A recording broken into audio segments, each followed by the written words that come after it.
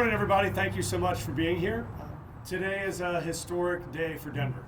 We are delighted to celebrate a major step forward in our mission to bring Denverites out of homelessness and hopelessness and into housing and hope. Today represents a major step in that effort. We're delighted to be joined by our partners here, both Mark Marshall from Rocky Mountain Communities, where's Mark, who has helped make this possible, and of course Major Peace from the Salvation Army, who will be helping run this facility.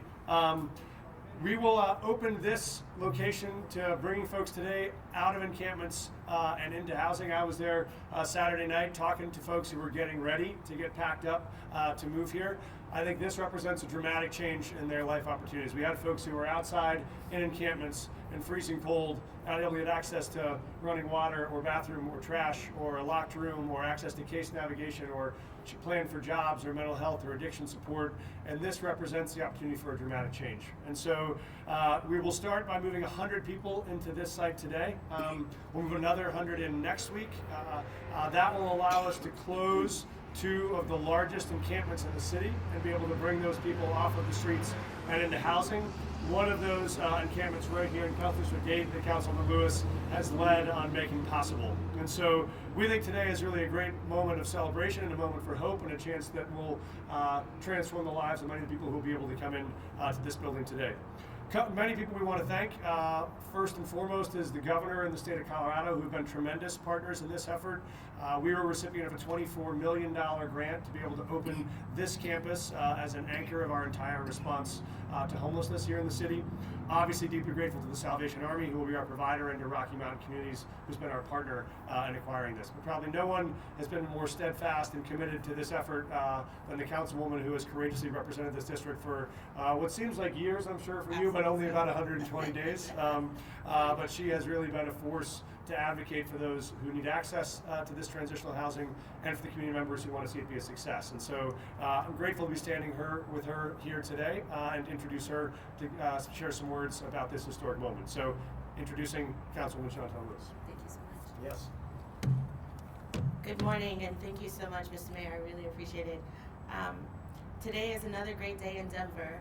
Housing and homelessness have dominated community conversations in our city. Too many people face desperate situations as too few housing choices continue to limit the stability of residents. Coupled with ongoing concerns about wages not keeping pace with the rising cost of living and American inflation. We're all too familiar with the statistics that 2/3 of us are one unexpected $500 emergency away from facing real crises, teetering on the edge of facing homelessness ourselves. For too many years, we've avoided bringing the information with us to the table when discussing our city's residents already living unsheltered. Playing a cruel version of whack-a-mole, those trying to find stability would face the inevitable morning when they were told simply to move along. Move along to where? Under Mayor Michael Johnson's leadership, we have been working to answer that question. One that until recently didn't have an answer centered in compassionate humanity. With open hearts, many Denverites are helping to find a new answer. The mayor's House 1000 initiative is bold. There have been missteps, there have been mistakes, and likely there will be more.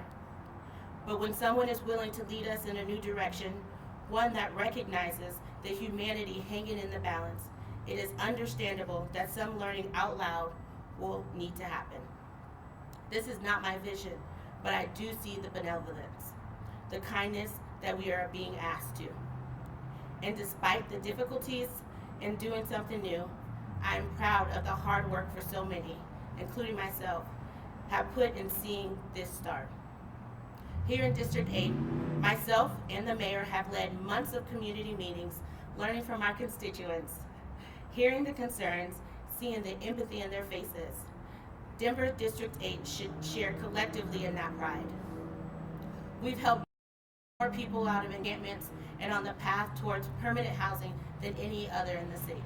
Today, with the first group of people being welcomed into this new site, we can see the vision ourselves of all the hard work being turned into the real results. I have shared my concerns many times about concentrating poverty in historically neglected corners of our communities. and the mayor's plan to address the citywide issue by involving the whole city will ensure that this does not happen. I'm confident of that. And confident bolstered by others seeing our success in following our lead. I look forward to more sites opening across the city and seeing fewer people suffering on our streets. My heart aches knowing so many face losing limbs or even their lives as the cold continues to set in this winter. And today, I am grateful knowing that 200 Denverites in this dire position will have walls and warmth. The work will continue, and I'm pleased to see our community setting the standard so well. Thank you. Happy to take any questions. You're great. Yeah. We are happy to take some questions if people have questions. Yes. Right now, you've sheltered about 317 people, according to the city staff report.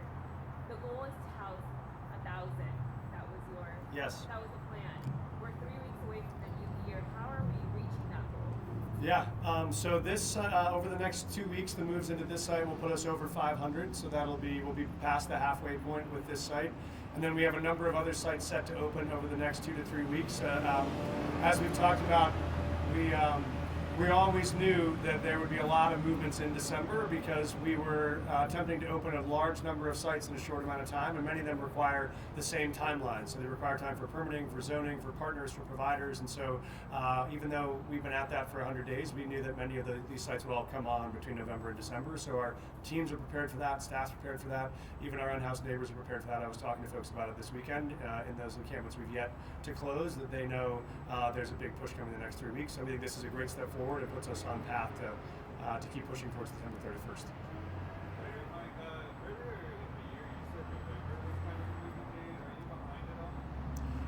I don't think that we're behind. I think we just one of the things we've learned, obviously, is the complexity of what it takes to build, prepare, staff, open even a single site, let alone 6, 7, 8 sites across the city. I think I've used the example that previously, before Councilwoman and I arrived, an effort to site a single tiny home village in the city of County Denver took about 3 years to site one site for 40 units. So we knew to site 6 to 8 sites for 1,000 people would have a great deal of complexity. What's amazing is that providers like the Salvation Army have stepped up around the city to say, we'll find the teams, we'll find the support, we'll build the provider networks, we'll get the real estate, and we'll get across the finish line. So we think we are still on pace to be successful, and we're incredibly grateful for how hard city employees are working to get us there.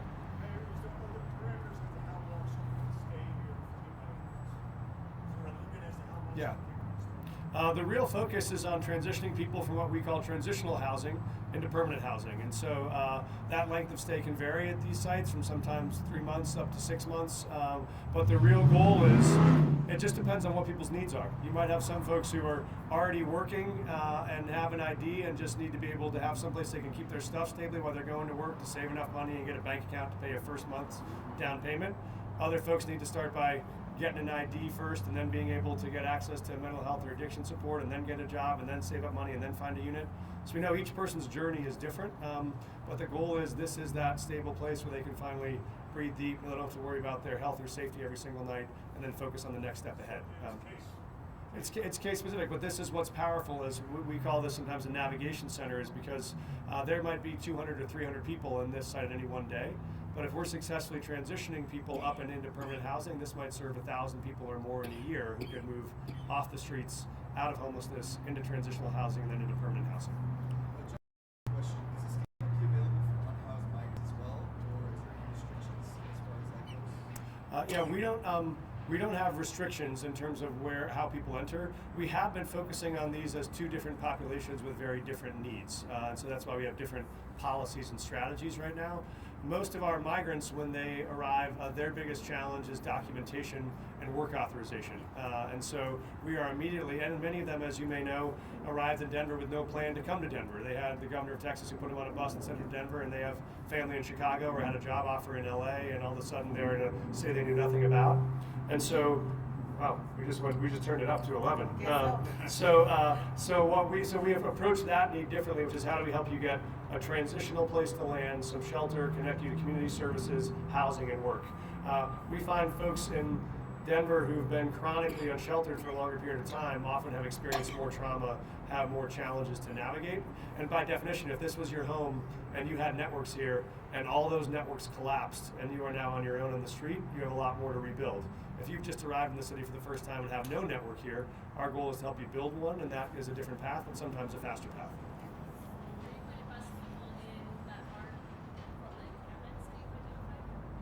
Our real target today is to try to help close. I mean, the goal of this entire effort has been to meet people where they are at the greatest risk, which is in street homelessness right now, and both be able to get them access to housing and to then close those encampments so that we can reactivate those parts of the city. And so today will represent a major step forward, as these will allow us to house and close two of the city's largest encampments. So all of the folks that are coming in today will be coming, in the next week, will be coming from both downtown around 21st and Champa by the post office, and from 48th and Colorado here in Northeast Denver. Are you still expecting the micro-communities to contribute towards the 1,000 goal this year? Sorry, say that again? Are you still expecting the micro-communities to contribute towards the 1,000 goal this year? We are. We are still pushing forward on pace to try to do those as aggressively as possible. Each individual site has different complexities around water or construction or electricity or construction timelines, but we are pushing all of those aggressively still for 2023. Yeah, most of the sites, in addition to this one, we'll bring on in the last 2 weeks of the year. And so this will be the big opening site we'll do for in the next 2 weeks. Then we'll bring on 2 to 3 more sites in the last 2 weeks of the year. Time for one more. Councilwoman, you said that this is a bold initiative, but you also said that mistakes were made along the way. Kind of walk me through that. What mistakes were made, and how you guys are going to be fixing it for the future? Yeah, I think when you try anything new, right, it's difficult to be a visionary. I think the mayor is certainly a visionary. And so as you were building the plane and flying it at the same time, I think there's oftentimes an opportunity to make mistakes. And we've learned from those mistakes, and we're growing from those mistakes. And I trust that I'm able to be able to support my council members who will have sites coming online in the future to be able to avoid some of the missteps that we've seen, as well as in partnership with the mayor. Thank you. I would just add that I think this is exactly how city government's supposed to work. Is a councilwoman's job is to hold us accountable, is to identify mistakes, is to help us improve them, is to represent her constituents, which I think she's done incredibly. I think the success of this site and our other sites is a result of her deep dedication and a result of her collaboration and a result of her willingness to tell me each time I make a mistake and then get better. So we welcome that Just that feedback. kindly, too. Exactly. Any other questions? All right. I have a question. You've said in the past that people need to be housed for about 14 days to be counted towards that goal. Doesn't that push your real deadline to about December 18th? No, our goal is to get people inside right away. That is the first step. We have many long-term goals we'll be tracking, including not just are you staying housed, are you accessing services, are you getting a job or long-term benefits, are we getting into permanent housing? And so all those metrics we'll be measuring ongoing. Our goal really by December 31 is to get folks inside, to get them off the streets and into transitional housing and shelter. And we'll be holding ourselves accountable to all those metrics much longer than just 30 days. So for the house to housing goal specifically, is there a cutoff point for mathematically extending No, I think our target has always been to get those folks indoors before the end of the year, and then to make sure they've stayed indoors. You know, if there are folks, we have some folks who have already come in and have already transitioned on to permanent housing, and so we would still count that a long-term success. If there's someone that's come in and has already returned to the street, we would not count that as a success. One last question for you. Is this a move-in day or a sweep? Because the press release said move-in day.